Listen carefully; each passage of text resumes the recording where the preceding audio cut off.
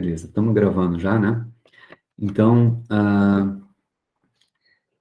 falei para vocês, se, né, vou complementar ao finalzinho da aula, né? Se a energia do fóton for igualzinho à diferença de energia entre esses dois níveis, né, ele pode absorver a radiação. Ele, né, e depois, no final das contas, ele vai devolver essa radiação de novo para mim, emitindo outro fóton, né, com a mesma energia, né, da diferença entre os dois níveis. Agora, e o que acontece se a energia do fóton for maior ou for menor que esses dois níveis? Né? Isso é o que eu queria saber, queria terminar. Se a energia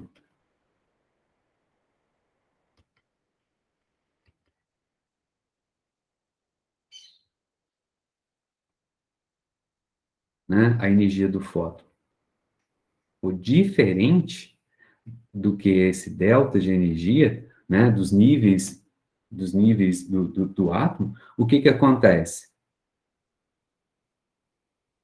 Ele não absorve. O que ele significa ele não absorver? O material, ele é o quê?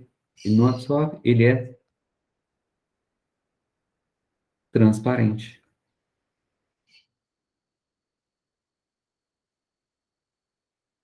Peraí, então vamos falar assim, o vidro. O vidro é transparente, mas ele é um material, tem átomos lá, né? Átomos de silício, principalmente, né? E aí, por que a luz passa por ele? Né? Eu estou olhando pela janela, a janela está fechada, eu estou vendo que está lá fora. A luz, né, de fora está passando pelos átomos de silício que estão ali, realmente estão chegando no meu olho. Por que a luz passa por ele? Porque a energia do fóton dessa luz, no caso, o espectro visível, né, a parte visível do espectro, né, não é suficiente, né, para excitar os elétrons do átomo de silício. Uma vez que não é suficiente para excitar, né, ou seja, para promover transições de níveis de energia, né, a luz passa. Agora, fecha agora a janela de metal, né? Veneziana lá, fecha a de metal. Ah, agora eu não consigo mais enxergar lá fora. Por quê? Porque é metal, mudou o elemento. Por exemplo, pode ser uma janela de alumínio, né? Então, e agora? Agora, os fótons, quando interagem com os átomos de alumínio e de janela, elas conseguem, esses fótons, eles conseguem excitar os elétrons, né? E aí, o que acontece? Ele absorve. Absorveu, não deixa passar, né? Simples assim. E para complementar, será que só tem os níveis eletrônicos? Não. Tem também, né, a última observação, né, além dos níveis eletrônicos, que eu digo níveis de energia dos elétrons, tá? Quando a gente fala em matéria condensada, tá? É uma palavra técnica. O que é matéria condensada? Estado sólido, né? É um pouco mais geral, por exemplo, água líquida, né, forma líquida é matéria condensada. Então, a água, matéria condensada envolve os sólidos e os líquidos, né? Em matéria condensada, o que significa? Né? Que a gente tem átomos ligados a... Não tem mais essa noção de molécula, né? Porque ali os átomos estão todos ligados, né? Por exemplo, um cristalzinho de cloreto de sódio, sal de cozinha, né? Aí você fala assim, bom, um cristalzinho, você pega um cristalzinho, né? Você vai lá, sal grosso, você pega um cristal de sal, né? Ali você fala assim, bom, ali que tem moléculas de NaCl, né? Cloreto de sódio? Não, os átomos se arranjam, né? Formando uma estrutura cristalina, né? Certo? Então, ali, não só os elétrons têm os seus níveis eletrônicos, mas vão ter também as interações de átomos com átomos na rede cristalina, né? Então, a gente pensa assim, ó, já tinha falado para vocês, né? Vamos pensar assim, ó, num cristalzinho, formando aqui, por exemplo, no caso do cloreto de sódio, é um cubinho mesmo,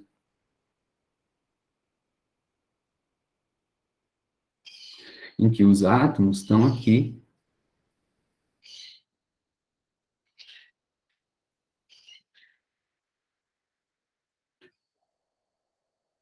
nos vértices.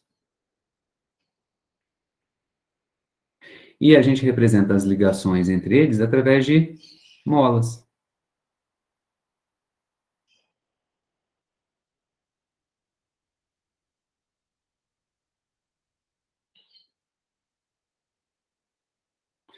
Tá, então, o que que acontece? Então, ele também pode fazer o quê? Ele também pode, né, ele pode ter energia também na vibração. Né? Uma molécula também pode.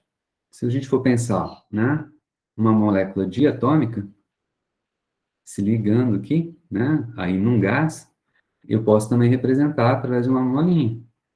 Então, como se fosse um halter, né, de academia, né, só que tem uma molinha aqui no meio, né, ele também pode vibrar, né.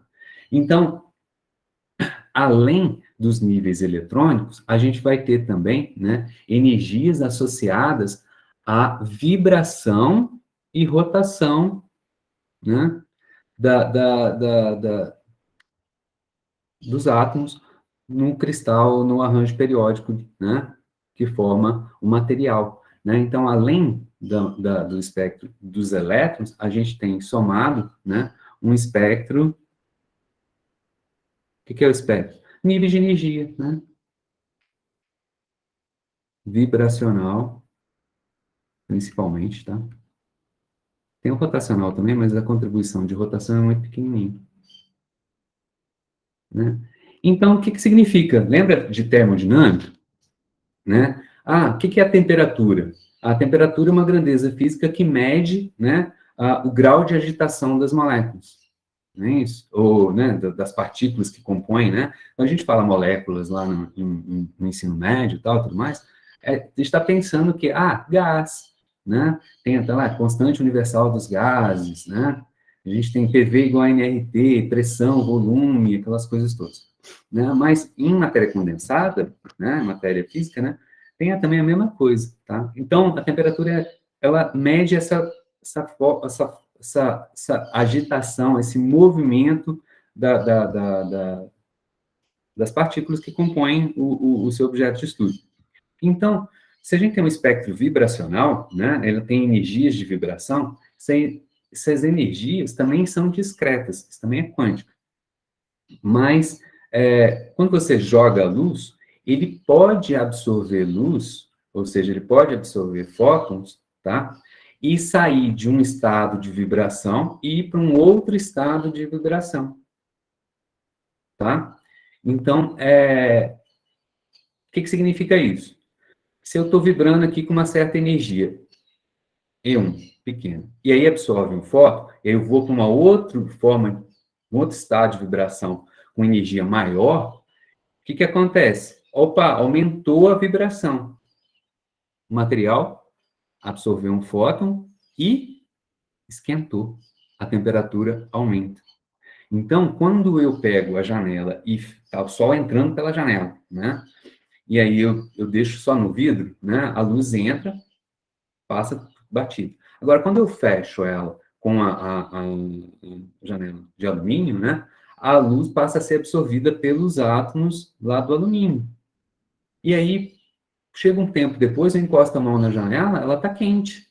Por que que ela está quente? Porque ela absorveu os fótons da luz. Mas quem que absorveu? Transições eletrônicas, jogando os elétrons para cima, né?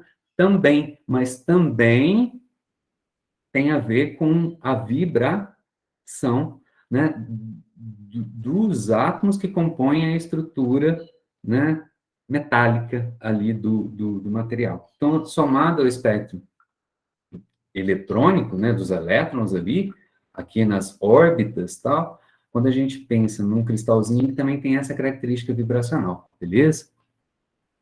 Tá? Então, eu preciso disso para a gente entender, né? Aí sim, a interação, né? Vou comentar aqui.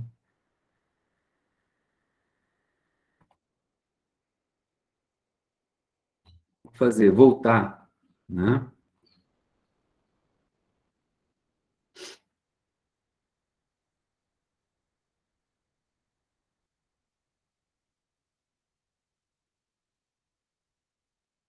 Ver se vai conseguir caber na tela inteira.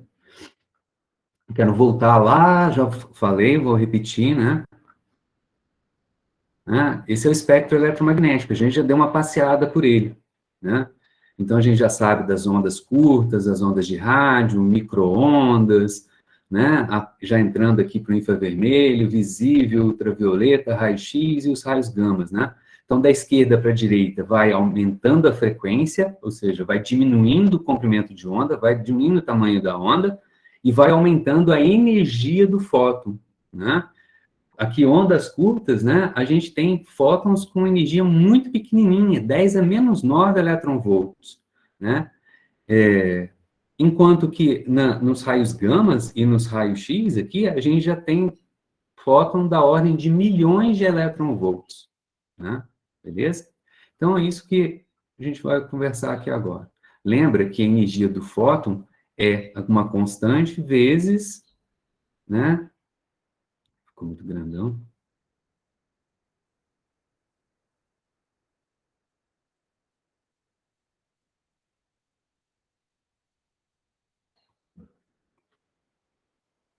Né? A energia do fóton vezes, né?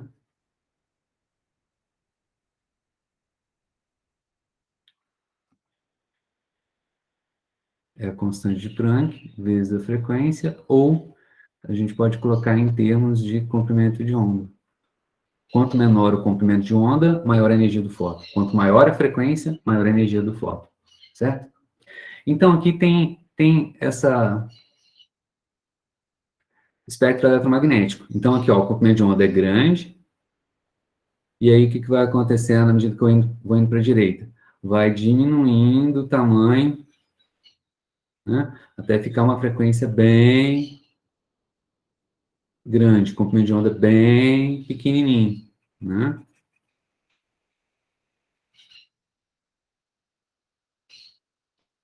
Então, como é que é a interação da radiação com a matéria? O que que faz? Por exemplo, ondas de rádio, né? AM, rádio AM, ondas curtas, né? E TV, FM. Então, a gente está numa região do espectro eletromagnético, né? Em que a frequência, ela é relativamente pequena, tá? Então, a energia do fóton, ela é pequena, tá? Então, se a energia do fóton ela é pequena, né, ela não tem energia suficiente para excitar os elétrons do meu corpo, até mesmo né, dos materiais que estão ao meu redor, a parede, a janela, né, a mesa aqui de madeira, não tem energia para poder excitar, tá? Então, se ela não tem energia para poder excitar, a onda, né, o fóton não tem energia suficiente, então, os corpos são transparentes, né, a essas ondas eletromagnéticas, né? Então, a gente, na verdade, né, a onda ela é transparente, então a gente, né, é constantemente, pela verdade, assim, a gente não tá, tem televisão, tem, né, trocentas estações de rádio FM aqui na região e tal, então eu estou o tempo todo, né, sendo bombardeado por ondas, né, geradas pelo homem, e também muitas ondas, desse tipo de onda, às vezes vêm do espaço, tá? Então, elas são transparentes. Então, eu sou transparente, não afeta em nada, tá? Não afeta em nada. Então, tem a galera, e daqui a pouco eu vou falar sobre micro-ondas, né? Micro-ondas. Por que micro-ondas é diferente? Micro-ondas é celular, né? Celular, fala assim, será que essa onda do celular, essa micro-ondas, ela pode me afetar? Ela pode induzir alguma coisa? Há uma certa controvérsia, não tem um estudo definido, né, muito bem realizado a respeito disso. Mas nessa região do espectro eletromagnético, né, aqui da região do micro-ondas, do radar, né, aumenta a energia do fóton e começa a ser absorvido, né, começa a ser absorvido, a gente começa a absorver. Mas a energia ainda é relativamente pequena, né? Então, a única coisa que ele consegue fazer, ela consegue fazer, é excitar, não transições eletrônicas, mas, né, excitar essas vibrações, tá? A parte vibracional dos átomos e das moléculas, tá? Então, o que que acontece? Na maior parte das vezes, né, o efeito de micro-ondas e também, né, vamos colocar as ondas já mais milimétricas, é o quê? Esquentar, né? Então, ele consegue, né, na melhor das hipóteses, né, esquentar um pouquinho a gente, tá? Ah, o micro-ondas que a gente usa, né? O forno de micro-ondas, né? A gente usa para fazer o quê? Esquentar comida, esquentar, né? Comida, bebida, né? Certo? Esquentar um leite, esquentar... Por que que ele... Como é que ele funciona? Ele tem ele emite uma onda eletromagnética ali dentro, cuja energia do fóton, né, é exatamente a energia para excitar as moléculas de água. Espectro, excitar o quê? Vibração das moléculas de água. Então, ele está sintonizado, né, ele é construído para aquela frequência, ou seja, para aquela energia do fóton certinha de absorção, né, vibracional da molécula de água, H2O. Tem água na gente? Tem, né? Se eu colocar a mão lá dentro do micro-ondas, vai esquentar minha mão, né? Então, ela funciona para água, né? Certo? Né? E a ideia é o quê? Aquecer, certo? Né? Claro que, dependendo da intensidade, né? Por exemplo, radar, né? É uma potência, uma onda eletromagnética, né? Muito intensa. O que que é intensidade do ponto de vista de fóton? É um número de fótons muito grande. Então, se você está lá do lado de uma antena, de um radar, tem muitos fótons sendo emitidos, cada um dos fótons vai esquentar um pouquinho, mas tem muitos fótons. Então, o efeito cumulativo disso pode realmente causar algum problema em você, né? E em qualquer ser vivo que estiver ali por perto, tá? Então, mas de maneira geral, a intensidade da onda eletromagnética aqui do meu celular, ela é muito pequenininha, né? E então ela não tem muito efeito. Ou seja, questão, o celular frita o cérebro? As ondas eletromagnéticas não, mas a internet aqui talvez pode fritar. Beleza? Vamos seguindo adiante, então. Aí a gente já chega, começamos a chegar aqui agora, né, na região aqui do infravermelho, né? Olha só, da esquerda para a direita vai aumentando a energia, né? Um infravermelho, ela já tem energia já sendo bastante, já tem fótons já sendo bastante absorvidos. Mas ele absorve o quê? Promove transições eletrônicas? Elétrons? Não. Ele ainda está numa região em que ele está excitando, ele consegue excitar a vibração das moléculas, dos átomos numa rede cristalina. Tá? Ou seja, o infravermelho, ele consegue fazer o quê? Com que as coisas esquentem, né? Por exemplo, uma panela quente, né? Você não precisa encostar para a gente perceber que ela está quente. Por quê? Porque ela está com a temperatura que ela está, ela emite radiação na região do infravermelho. E se eu ficar ali do lado, né, a minha mão, né, colocar a minha mão, ou o meu corpo, o que seja, né, ele vai absorver essa radiação infravermelha, né? De que maneira? Os fótons dessa onda no infravermelho vão promover transições, né, vibracionais das moléculas e dos compostos, né, que fazem parte aqui da minha pele, né, e podem penetrar bastante, tá? Então, a palavra principal aqui, ó, né, vibra, né, aquecimento, porque põe as moléculas em vibração, tá? Joia? Luz visível. Opa, luz visível tem um capítulo interessante pra gente, né? Luz visível já começa a excitar bastante, né?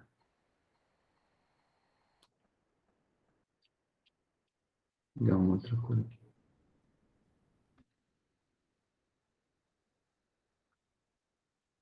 Luz visível, né? Então, ela é muito absorvida. Já tem energia suficiente, né? Provoca já alguns saltos eletrônicos. Aqui já começa a promover transições eletrônicas, tá?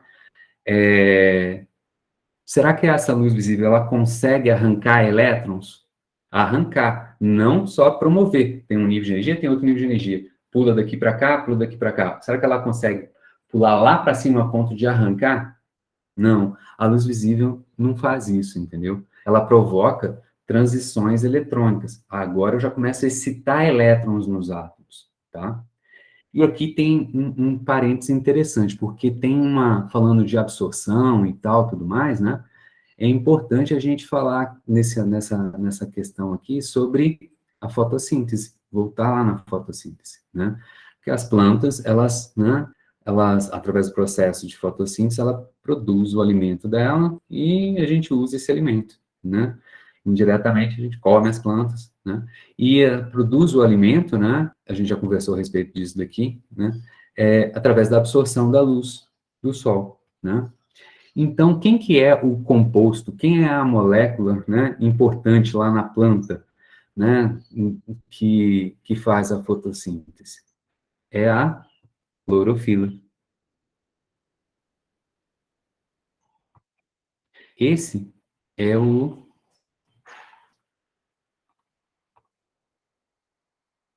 espectro de absorção da clorofila.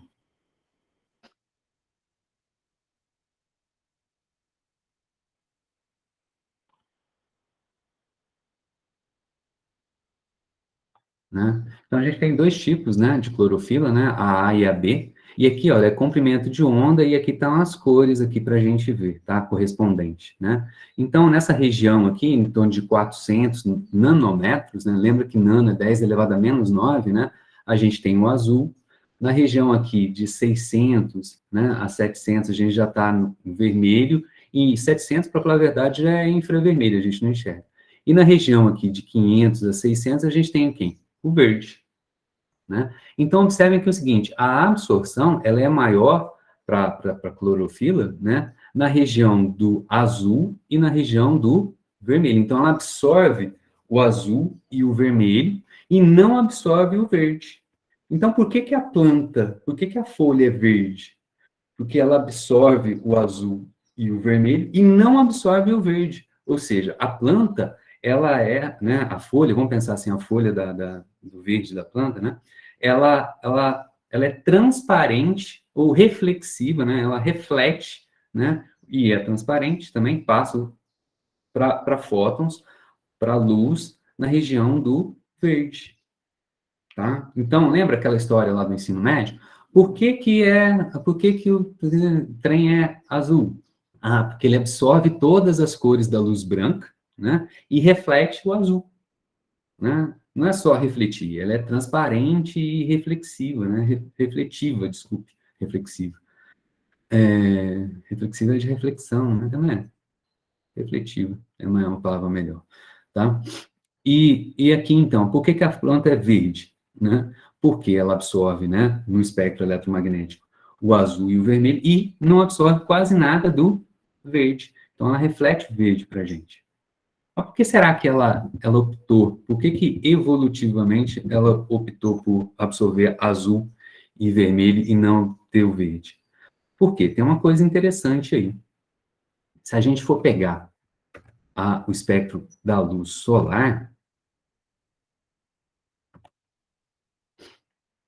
essa é o que chega na gente, tá? Em amarelinho aqui, tá a luz do Sol que chega no planeta. Chegou no planeta. Que vem lá do Sol e chega. Então, aqui, de novo, é comprimento de onda e aqui é a intensidade da luz. Então, um espectro é isso. É algo que tem a ver com comprimento de onda, com frequência, né? Ou então com energia, né? Do fóton, você pode colocar tudo nesses termos, e a intensidade. Então, é um gráfico de intensidade aqui nesse caso, por comprimento de onda. Tá? Então, observe que é o seguinte, em vermelho é porque a atmosfera, ela absorve, né, a luz, né, absorve a luz. Então, em vermelho que está aqui, é o que chega no chão, que chega aqui onde a gente está. Então, se você for observar aqui, olha só, a água, vou colocar, puxar um pouquinho para o lado,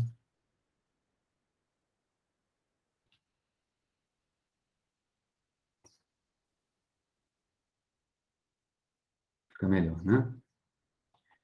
Então, olha só, tem isso aqui, a intensidade da luz, né, nessa região aqui, ó, do espectro aqui, eu vou colorir. Ó. Então, ela chega pouco aqui. Ela chega aqui uma quantidade boa, né? Chegou aqui no nosso planeta uma quantidade boa, mas aqui no solo chega bem menos. Por quê? Porque no caminho da luz tem quem? Água. Então, aqui nessa região, com esse comprimento de onda aqui, né, a luz, ela excita a molécula de água. Então, a água que tem na atmosfera absorve essa luz. A molécula de água que está na atmosfera esquenta, tá? E aí, aqui no chão, não chega essa luz para a gente, né? Então, a água tem outras frequências em que ela absorve, né? CO2 está para cá, né? A água vai até aqui na frente, né? E o oxigênio bem pequenininho aqui, ó, né? Aqui embaixo a gente tem o ozônio, né? Aqui embaixo, que eu digo em termos de comprimento de onda, o ozônio absorve quem, né? A região de comprimento de onda bem pequenininho, do violeta, ultravioleta, na verdade, o ozônio absorve e protege a gente, tá? Mas o que que eu quero mostrar para vocês? Aqui no chão, quem que chega mais? Chega mais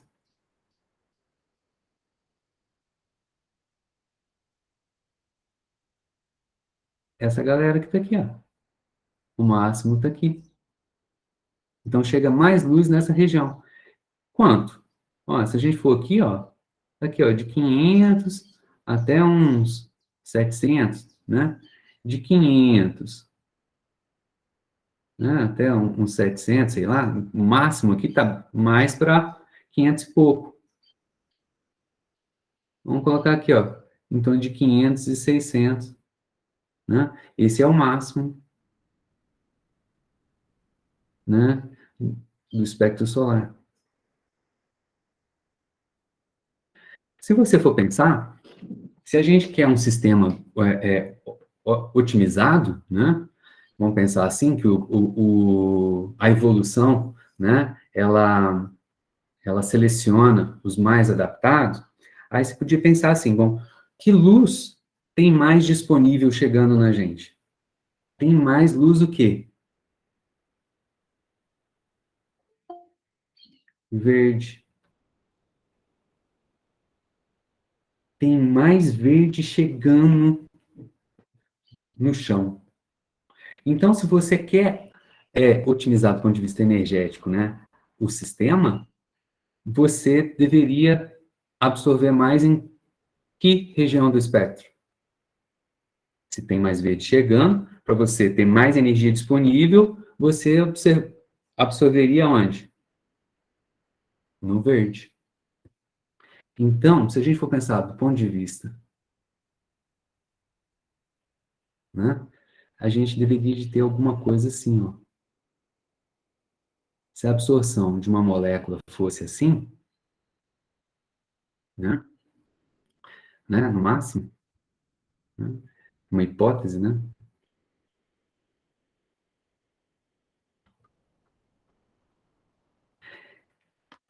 seria melhor porque tem mais o quê?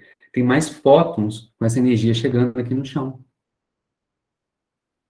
Se houvesse uma molécula que absorvesse no verde, qual que seria a cor dela? Se as nossas plantas, né, se adaptassem para absorver mais aí, nessa região do espectro, então ela absorveria o verde e refletiria o quê? Do lado esquerdo, azul. Do lado direito, vermelho. O que que dá a soma do azul com o vermelho?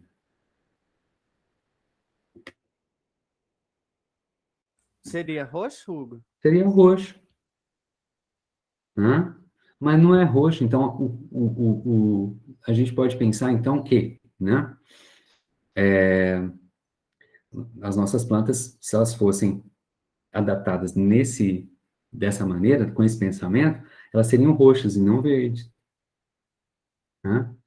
E por que será que elas são verdes e não roxo? Tem uma resposta fechada para isso? Não tem, tá? Não tem. Existem hipóteses, teorias. A teoria, né, é uma das, né, tem várias. Eu vou falar só de duas principais, mais discutidas, é que, evolutivamente, acredita-se que, nos primórdios, as primeiros seres, né, que se fotossintetizavam, eles eram roxos.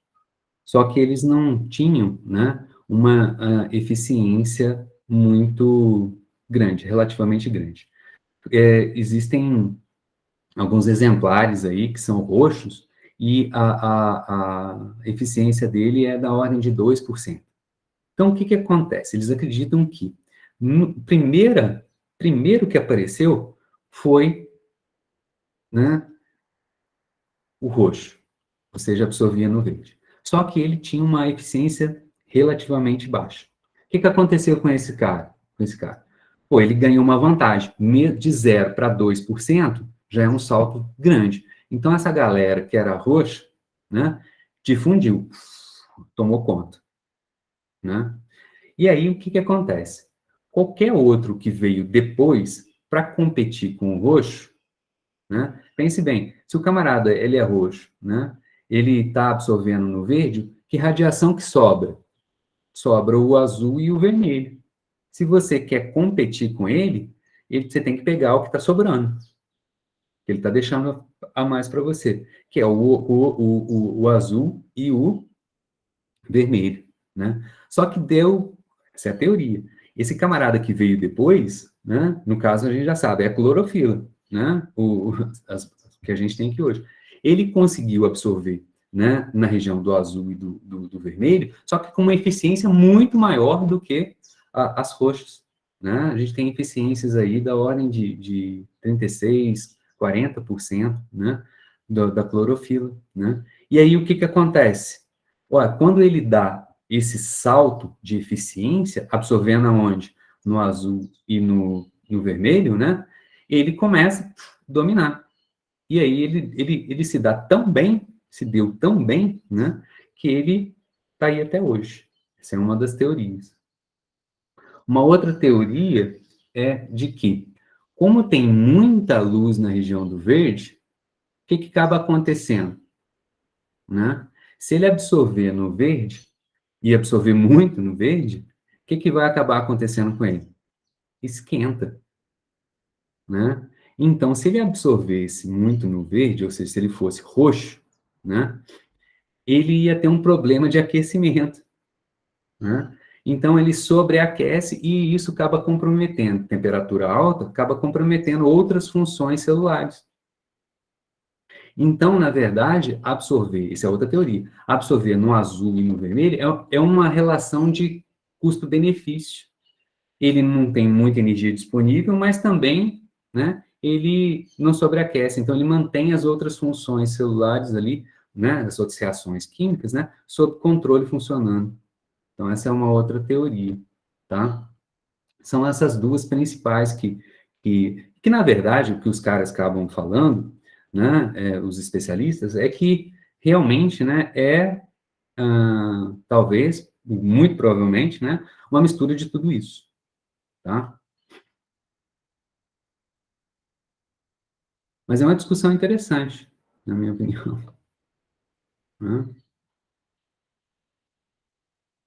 Vou descarga aqui. Beleza?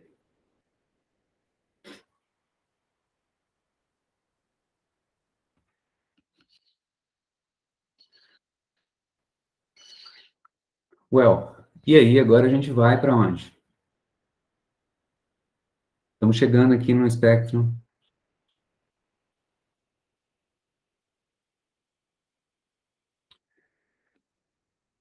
Vou colocar um primeirinho aqui. No ultravioleta. E aí, o que que o ultravioleta faz? A gente já está chegando na condição de ionizante. Tá? A gente já começa a ter energia suficiente, aumentou a frequência, ou seja, diminuiu o comprimento de onda e aumentou a energia do fóton. Né? Então, agora a gente já começa a ter, né, energia suficiente para ionizar. O que que é ionizar? Começar a arrancar elétrons dos átomos. Então, quando você arranca elétron dos átomos, né, você faz o íon, tá? Você gera, né, o íon, ele é quimicamente falando, né, muito reativo, né? Com a ionização, você acaba formando o que eles chamam de espécies reativas, tá?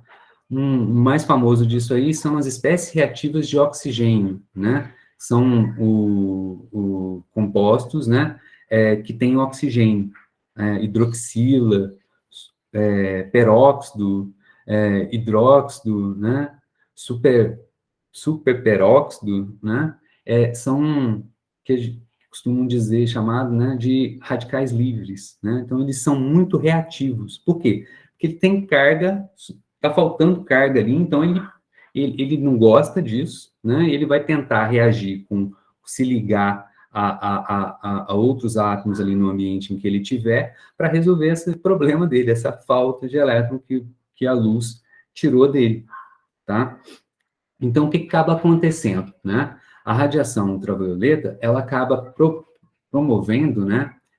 Coisa que a gente já sabe, por exemplo, elas são muito catalisadoras, né?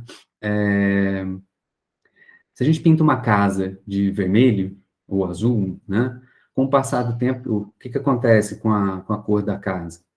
Desbota, não é isso? Vai ficando, né, vermelho vivo, passa a ser um rosinha, o azul vai ficando um azul calcinha, né? E, né, por quê? Porque a luz ultravioleta vai decompondo aqueles corantes, né, aquelas moléculas daqueles corantes, tá?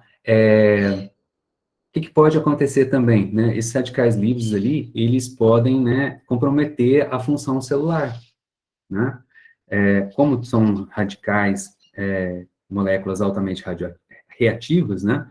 Elas podem atrapalhar, por exemplo, né, todo aquele ciclo na mitocôndria lá de Krebs, né?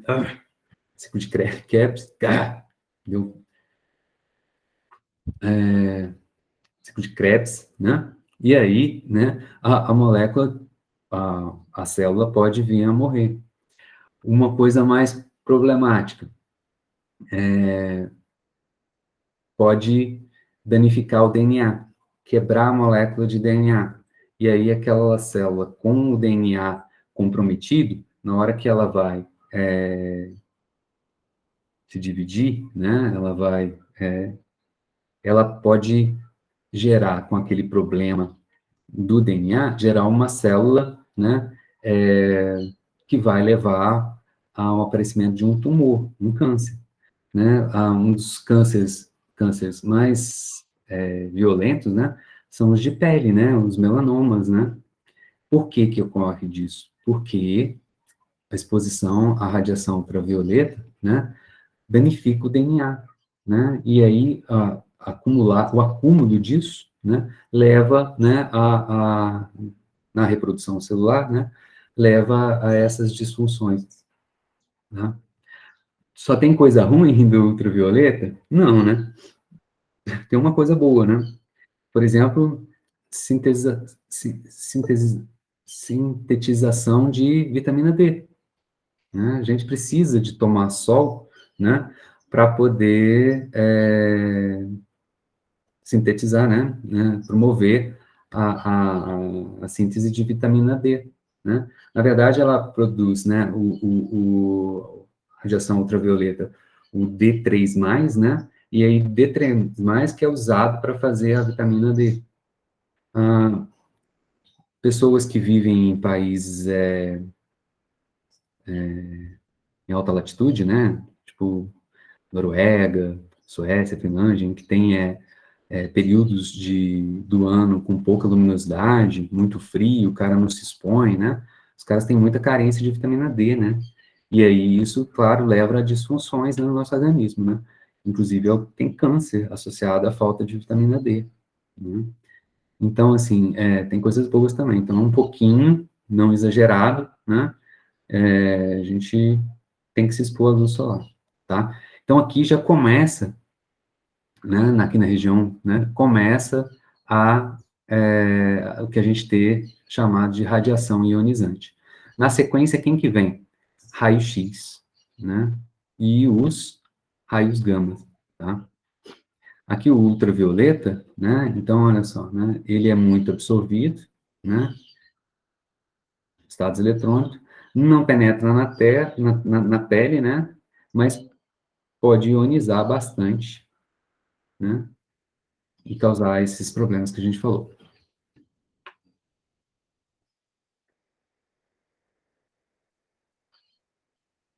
Né?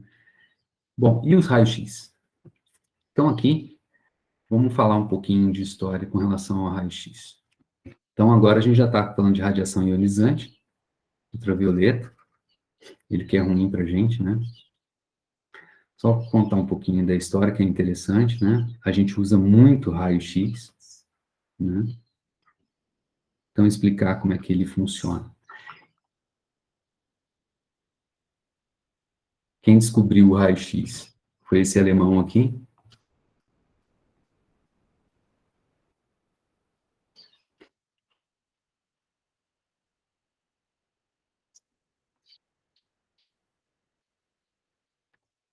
O Röntgen.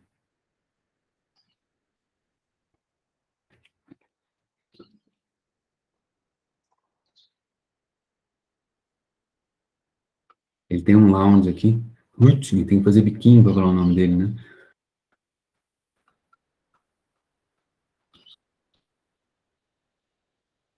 Um alemão. Ele viveu, né, de 1845 a 1923. Ele estava trabalhando, né, nessa época, e estava todo mundo, né, na virada do século XIX para o século XX, a galera estava trabalhando com um brinquedinho chamado de tubo de raios catódicos. Eu vou explicar, não precisa apavorar, todo mundo fica apavorado quando coloca uns desenhos desses, né? Em 1895, ele vai descobrir os raios-x. Né? Em 1895, ele descobre os raios-x.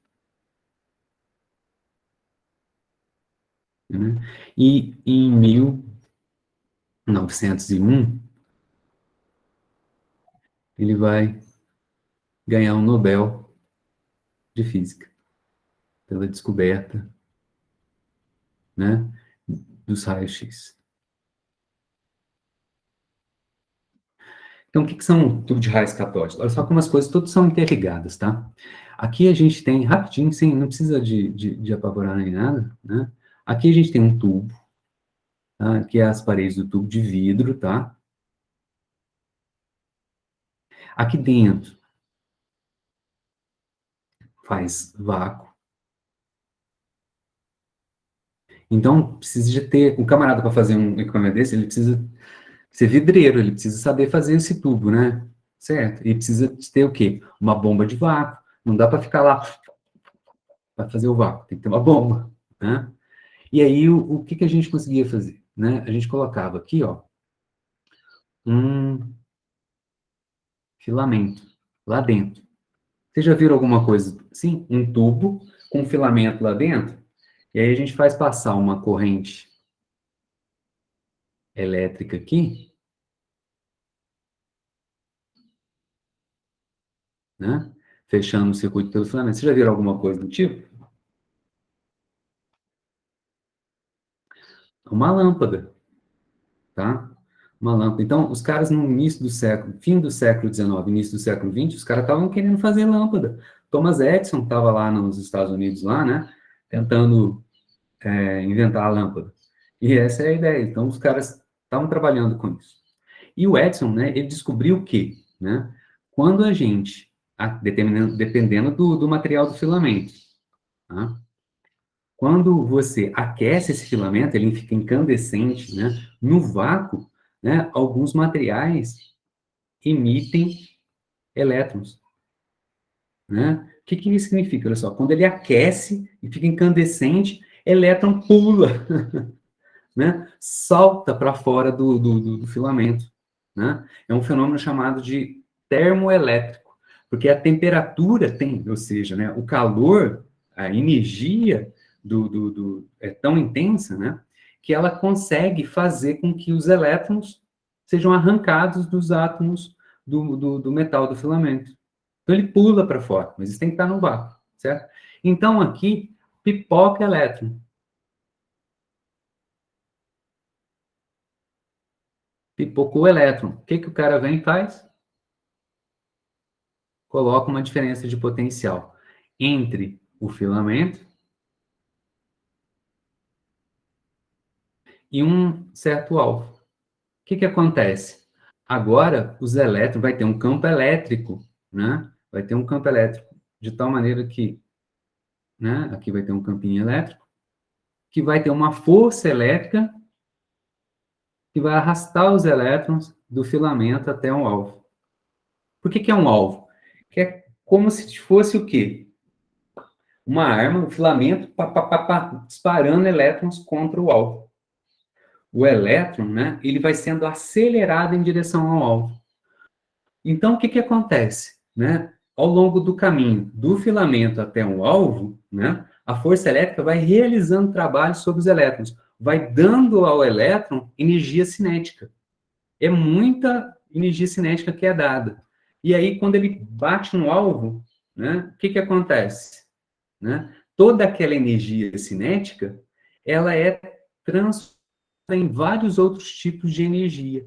Entre elas, entre essas energias, né, há a emissão de radiação, né, com um comprimento de onda bem pequenininho, que são os raios-x. Então, o Röntgen, ele não estava procurando o raio-x, né? Ele estava trabalhando com esses tubos de raios catódicos. O Edison estava também com tubo de raios catódicos, mas estava querendo fazer a lâmpada. O Thomson também estava trabalhando com tubo de raios catódicos. Ele descobriu o elétron, o JJ Thomson. Então, esse era o brinquedinho da galera do final do século XIX, né? E o Röntgen colocou uma chapa fotográfica ali perto, ali, do tubo de raios catódicos dele, e descobriu que depois, né, acidentalmente, depois da placa fotográfica ficar ali, uma emulsão, tá? Que o pessoal da química fala, uma chapa fotográfica é uma emulsão que, quando o fóton bate, promove uma reação química ali, né? Exatamente onde a luz bateu.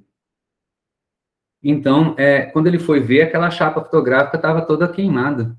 Mas da onde que veio radiação para poder queimar a chapa fotográfica? Aí ele falou assim, mas que radiação é essa? Não sei, que nome que você vai dar para ela? X. Por isso que ele falou radiação, raios, X. Ele não sabia o que era. E aí, né, depois foi descobrir que é uma onda eletromagnética, tudo certinho, né? Então, aí qual que foi a ideia? Então, vamos fazer o seguinte, ó. Vamos colocar a ideia dos caras aqui, ó. Vamos colocar a minha chapa, né, fotográfica aqui. Isso. Né? Então, vamos expor aqui a minha fonte de raio-x, né, e coloco a minha mão aqui, né, e aí a chapa fotográfica aqui embaixo. E aí, o que o cara descobriu, né? Quando ele faz isso, quando ele fazia isso, olha aqui, ó, no cantinho aqui.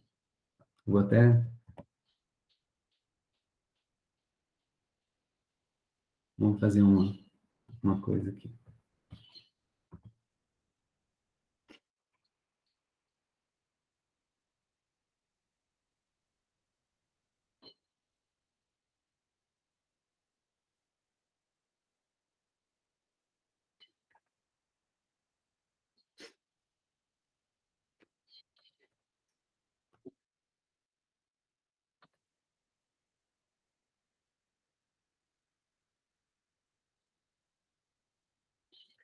No cantinho você tem o quê? A chapa fotográfica da mão da esposa dele. Tá? Olha a ideia do Rudney, né? Foi brincando com o negócio e olha aí o que ele descobriu, né? Então, o que é isso aqui? Aqui é o anel e os ossos da mão, né? O que a gente tem? Então, interação dos raios-x com os materiais, no caso particular, né? Com o tecido da minha mão, do meu corpo, né? Ele é diferenciado, né? O tecido mole, os músculos, a pele, os tendões e tal, tudo mais, né? Absorvem pouco o raio-x. Enquanto o osso, né? Que é mais denso, né? Ele absorve mais. Então, quando eu coloco a chapa fotográfica embaixo, né, da minha mão aqui, né, o que que acontece? Aonde absorve mais, faz uma sombra e não queima a chapa fotográfica. Então, aqui eu tenho uma imagem dos ossos, né? E eu posso mexer com esses raios-x aí, isso é tomografia, por exemplo, eu posso fazer o contrário, né? Eu posso fazer, numa tomografia, escolher um comprimento de onda, ou seja, fótons, né? Que, pelo contrário, é absorvido pelo tecido mole e não é absorvido pelo mais denso, que é o osso. Então, eu consigo enxergar, né? Agora, os tecidos moles. O tecido mole é que vai fazer sombra, tá? Então, só para ilustrar aqui, né?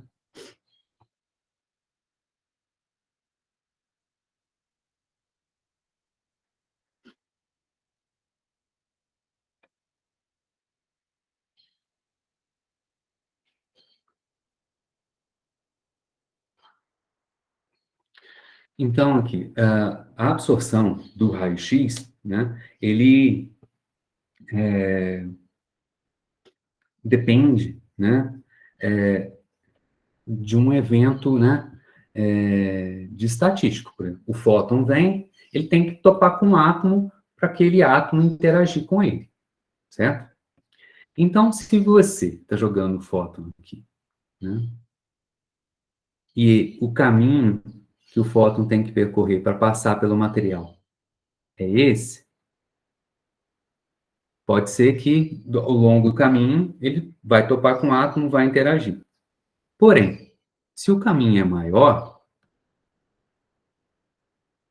daqui até aqui que o fóton tem que percorrer, então, aqui em azul, o caminho é maior, então, quanto mais ele percorrer dentro do material, maior vai ser a chance dele topar com o átomo e interagir. Então, quanto mais espesso for o material, mais ele vai absorver radiação. Ou seja, absorver significa, né, que ele interage com o átomo. O que passa é aquele um que não interagiu com o átomo, certo? Então, quanto mais espesso, né, mais absorve, menos queima a minha chapa fotográfica. Né? Aqui, passou mais, né? Ele queima mais a minha chapa fotográfica, né? Pouco é absorvido. Aqui está ilustrando bem direitinho, 1, 2, 3, 4, 5 setinhas, né?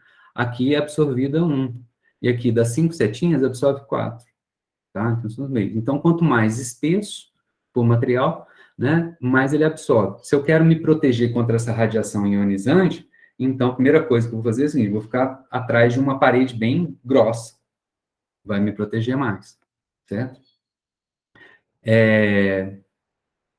Da mesma maneira, agora, densidade do material, né?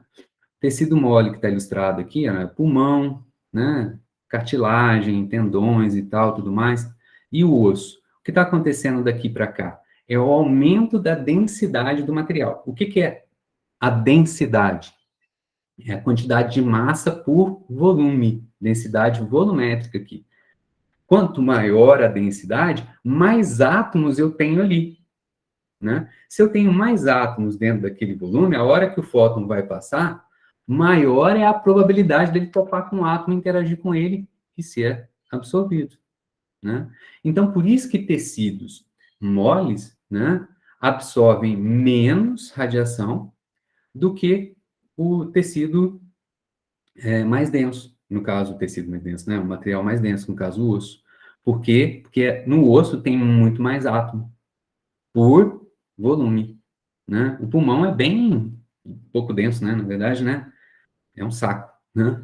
É um saco. Se for ver os alvéolos, né? São pequenininhos, né? Eles têm mais a superfície, não é isso?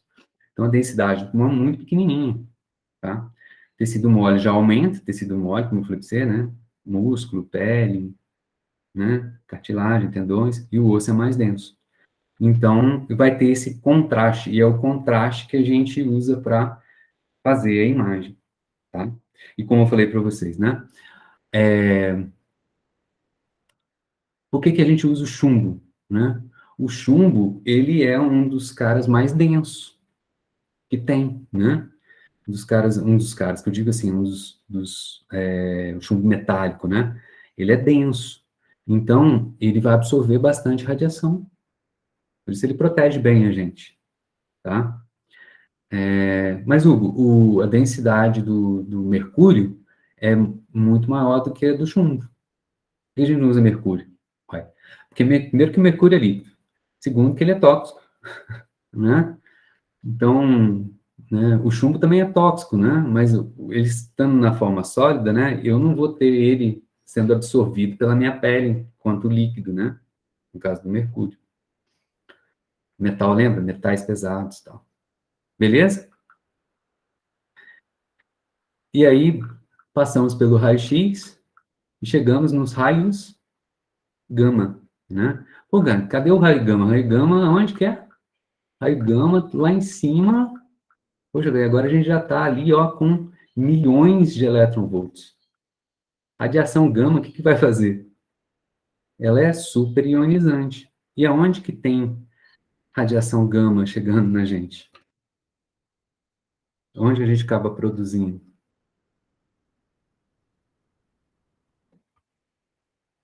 Né? Basicamente, a gente tem de eventos nucleares.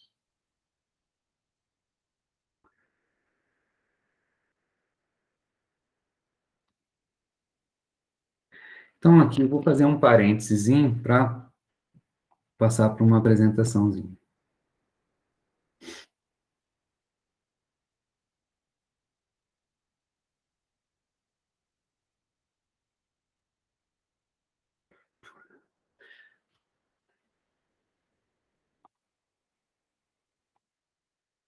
Tá? O que é um reator nuclear, né? O que tem lá no reator nuclear? A gente tem átomos grandes de urânio, tem outros elementos também, né? Que eles são fissuráveis. O que são fissuráveis? Eles podem se quebrar, o núcleo se quebra, porque ele não energeticamente estável. Quando ele está grande, ele tem uma certa energia associada a essa ligação entre os prótons e nêutrons. Quando ele se quebra em dois núcleos menores, a energia de ligação aumenta, ou seja, né, a energia de ligação dessa parte aumenta, a energia de ligação entre os caras daqui também aumenta. Ou seja, é mais estável ele separado do que quando ele está junto, tá? Então, quando ocorre essa quebra, né, há liberação de energia, tá? E é para isso que os caras usam. Eles descobriram um jeito lá na década de 30, um tal de Enrico Fermi, né, de controlar isso, tá? Como é que ele se quebra, tá? Você pega um nêutron e joga no núcleo do urânio 235. Quando você joga um nêutron lá dentro, ele não gosta da brincadeira, ele fica instável, tá? Ele vai indo, vai indo, vai indo, até o ponto em que ele se quebra em dois. Quando ele se quebra em dois, o urânio 235 emite, cada um deles, das partes que quebrou, emite nêutron. Então, os caras pensaram assim, ó, a gente pode promover uma reação em cadeia. Vou pegar, jogar um nêutron aqui, esse cara vai se quebrar em dois, vai gerar um nêutron e outro nêutron. Esse outro nêutron topa com outro núcleo, topa com outro núcleo, esse cara vai se quebrar em dois e vai emitir outros dois nêutrons. Ou seja, você entrou com um nêutron e vai sair numa reação em cadeia. Se essa reação em cadeia for controlada, né, você tem um reator nuclear, porque a cada evento de fissão libera energia. Se essa reação em cadeia não for controlada, for sem controle, né, uma reação em cadeia é um crescimento exponencial. Você tem uma liberação de energia muito grande no intervalo de tempo muito pequeno. Isso é o que os caras chamam de bomba nuclear, porque está envolvendo quebra de núcleos, tá? De átomos, de átomos, tá? Não vou falar um pouquinho disso daqui, mas o Brasil tem uma das maiores jazidas de urânio em Poços de Caldas, né? A gente tem ali uma região vulcânica, né? Que tem uma reserva relativamente grande de urânio, tá? aqui eu explico um pouquinho como é que é um reator, mas eu estou interessado mais aqui nesse parênteses, que a gente está falando bastante agora, com esse evento da guerra aí, né, de uma ameaça nuclear, né? Então, o pessoal veio me procurar para conversar um pouco a respeito disso, e eu falei assim, vou falar isso um pouco na aula, tá? Bom, essa é a história, né? Esse é o Groves, esse é o Oppenheimer, né? São os líderes do projeto Manhattan, né? Que desenvolveu a bomba atômica, né, dos Estados Unidos, né? Juntaram cientistas, né, em Los Alamos, num laboratório lá no Novo México, nos Estados Unidos, e falaram assim, agora a gente vai construir uma bomba. Oppenheimer é um físico que ficou encarregado, chefe, né, do desenvolvimento da bomba, né. Enfim, a gente tem dois tipos de bomba, tá?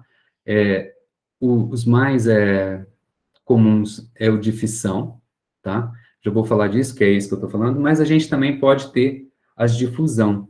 Dois átomos de hidrogênio se juntam para formar um de hélio.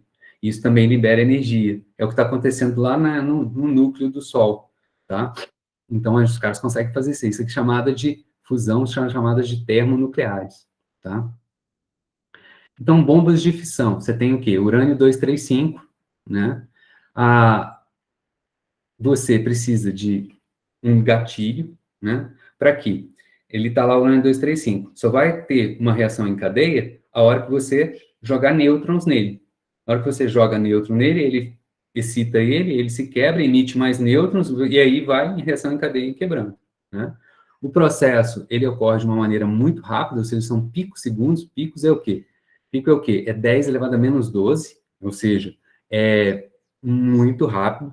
A quantidade de átomos que fissuram lá é extremamente grande, o número de Avogadro, né, 10 elevado a 23 átomos por centímetro cúbico, né? Isso acontecendo, né, quebra de 10 a 23, elevado a 23, em picosegundos, né, ou seja, é uma quantidade de energia muito grande, num intervalo de tempo muito pequenininho. Isso é a bomba, né? Então, aqui, as duas bombas que foram lançadas. É a Little Boy, que foi lançada em Hiroshima, né, 6 de agosto, né.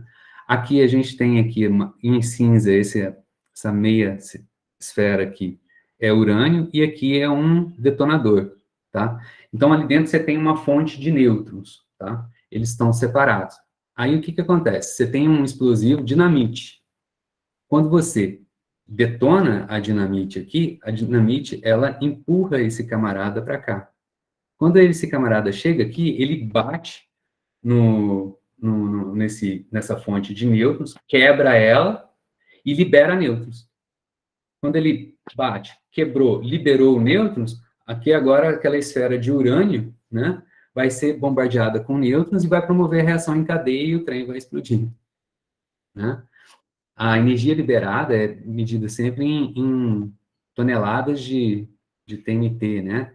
Então, 15, a potência desse camarada é 15 mil toneladas de dinamite, né? Com uma explosão, né? Liberação de 15 mil, gente, toneladas. Não é pouco, não, né? Não é 15 toneladas, é 15 mil toneladas, né? Isso aqui já é a Fat Man, ela é diferente, tá? Ele é gordinho assim, e aí você também detona uma bomba em volta, detona uma bomba em volta, de tal maneira que comprime o núcleo. Quando ele comprime o núcleo, você consegue atingir uma condição em que você vai ter o início da reação em cadeia, tá? É uma tecnologia diferente, ela foi lançada lá em Nagasaki, né, poucos dias depois de Hiroshima, né, e como uma tecnologia diferente, ela consegue uma potência maior, 23 mil toneladas de TNT. Aí você, mas por que lançou uma assim e depois veio com a outra? Os caras estavam fazendo teste. Os caras estavam no laboratório, tá? Os caras fizeram um teste lá. Lançou a bomba, não foi à toa, não. Lançou para fazer teste, tá? Essa aqui é né? Muito mais. Bom, aqui tem, né, a galera que lançou lá a Little Boy, né? De 6 de agosto lá em Hiroshima, exatamente nesse horário, às 8h15 da manhã. Enola Gay é o nome da mãe do capitão da nave, né? A bomba atômica, ela explodiu a 700 metros em cima desse domo aqui. Ele é chamado de A-Bomb Dome, né? Que é domo, né? Da bomba atômica. No dia aqui em Hiroshima, né? Morreram cerca de 140 mil pessoas, né? E alguns anos depois, né? Em consequência né? Como consequência da bomba atômica, não só radiação, mas outros problemas, né? De saúde, né? O total estimado é de 200 mil pessoas, 200 mil mortes, né? Em função da detonação da bomba atômica lá em Hiroshima. Tá? Aqui, só para ter uma ideia, esse aqui é uma foto aérea da cidade, né? Antes da bomba, e aqui depois da detonação da bomba. Ou seja, varreu, né? Então, como que é a energia liberada, né? Quando detona a bomba, né? Que tipos de energia a gente tem, tá? Da energia que é liberada, 35% da energia é na forma de calor, tá? Então, assim, esquenta, tá? Como esquenta muito rápido, pensa assim, tem um ponto em que esquentou muito rapidamente ali em volta. O que que acontece? Ela está na atmosfera, tem ar em volta. Como aquece muito rápido, o que que acontece com o gás que está em volta? Expande, expande o gás, né? De uma maneira muito rápida, né? Essa expansão do gás em volta, da atmosfera, é chamada a onda de choque, né? Em inglês é bomb blast. 50% da energia, né, da bomba atômica vai na onda de choque, vai naquele gás na atmosfera expandindo e vai, né, derrubando tudo, tá? E apenas 15% da energia vai na radiação. Aqui a radiação, o que que é? Partículas alfa, beta e gama, tá? Que é liberado são subprodutos, né, da fissura do átomo de urânio, né? Bom, onda de choque, né? Abaixo do hipocentro, né? O que que é o hipocentro? É aqui em cima, 700 metros acima aqui do domo, né? Que é onde detonou a bomba, né? A velocidade do vento chegou a 1.600 quilômetros por hora, 5 vezes maior que os ventos de furacão, né? De mais alta categoria, 1.600 quilômetros por hora. A 500 metros do evento, né? A velocidade ainda era de 1.000 quilômetros por hora. Ou seja, né, dentro de um raio de 500 metros, não ficou nada de pé, tá? Foi tudo arrebentado por conta da onda de choque. Tá? No hipocentro, com relação ao calor, né? O hipocentro é onde detonou a bomba. Temperatura chega a 300 milhões de graus Celsius. Vocês sabem qual que é a temperatura na superfície do Sol, da nossa estrela? Na superfície do Sol é de 6.000 graus Celsius. A temperatura no hipocentro chegou a 300 milhões de graus Celsius. Tá? Nem na superfície do Sol tem isso, né? Então, olha só, abaixo do hipocentro, cerca de 200 metros abaixo, né, a temperatura era de 4.000 graus Celsius. 500 metros, né, abaixo, né, telhado derreteu. O que que é telhado? Telhado é cerâmica, né? Telha, né, são cerâmicas, né? Eles têm temperatura de fusão altíssima, né? A gente usa, por exemplo, numa churrasqueira lá, refratário, né? São cerâmicas refratárias, né? Porque aguentam muita temperatura, sem se deformar, sem se derreter. Então, o telhado das casas embaixo derreteu, né? A 2.000 metros, ou seja, 2 quilômetros, né? Quem estava ali exposto, né? Vaporizou, né? Aqui, ó, é a sombra de uma pessoa que estava sentada na calçada, né? A sombra queimada aqui, ó, na parede do registro, né? Da água. A folha aqui, né? Que fez a sombra. Eita, né? As pessoas que estavam aqui embaixo vaporizaram, né? Aqui só umas cenas fortes, né? Vocês me desculpem, né? Mas aqui, né? É bom a gente ter noção disso, tá?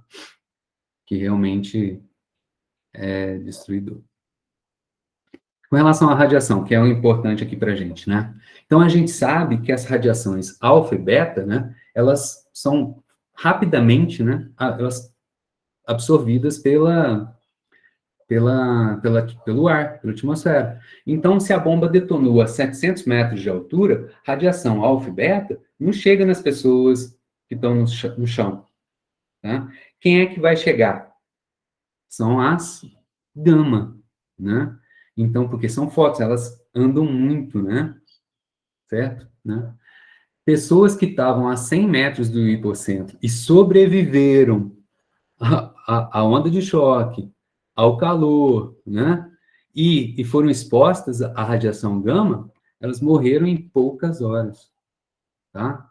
Que é extremamente violento, né? Ou seja, ioniza tudo dentro de você, né?